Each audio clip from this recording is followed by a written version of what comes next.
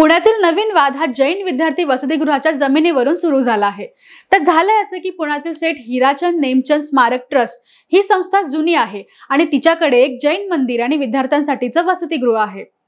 या ट्रस्टची सुमारे 3.5 एकर जमीन म्हणजेच अंदाजे 300 कोटी रुपयांची ही जमीन एका बांधकाम व्यावसायिकाला विकल्या गेल्याचा आरोप आहे। यामुळे महाराष्ट्रभर जैन समाज रस्त्यावर उतरला। वाद वाढला कारण या प्रकरणात केंद्रीय राज्यमंत्री मुरलीधर मोहोळ यांचं नाव आलं। त्यांच्यावर बिल्डरचे संबंध असल्याचा आरोप झाला, तरीही त्यांनी हे आरोप फेटाळले आणि सांगितलं की प्रश्न संवादाने सोडवू। ह्यात सरकारची भूमिका अशी की मुख्यमंत्री देवेंद्र फडणवीस यांनी या प्रकरणावर स्टेटस क्वो म्हणजे सध्याची परिस्थिती कायम ठेवा असा आदेश दिला आहे। तसेच विक्रीची चौकशी सुरू करण्याचे निर्देश दिले आहेत। मोहोळ यांनी सांगितलं की समाजाचा सन्मान आणि भावना महत्त्वाच्या आहेत। पक्षाचं म्हणणं असं की आमचं सरकार जैन समाजासाठीचं सर्वाधिक काम करणारं पक्ष आहे।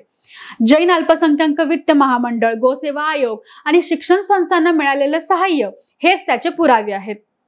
पुण्याच्या वादानं जैन समाजाच्या भावना ढवळल्या, पण या आंदोलनामागे केवळ संपत्तीचा मुद्दा नाही, तर धर्म, परंपरा आणि विश्वासाचा प्रश्न आहे। भाजपसाठी ही एक कसोटी आहे, कारण आपल्या पारंपरिक मतदार वर्ग नाराज झाला तर त्याचा परिणाम पुढील निवडणुकात नक्की जाणवेल।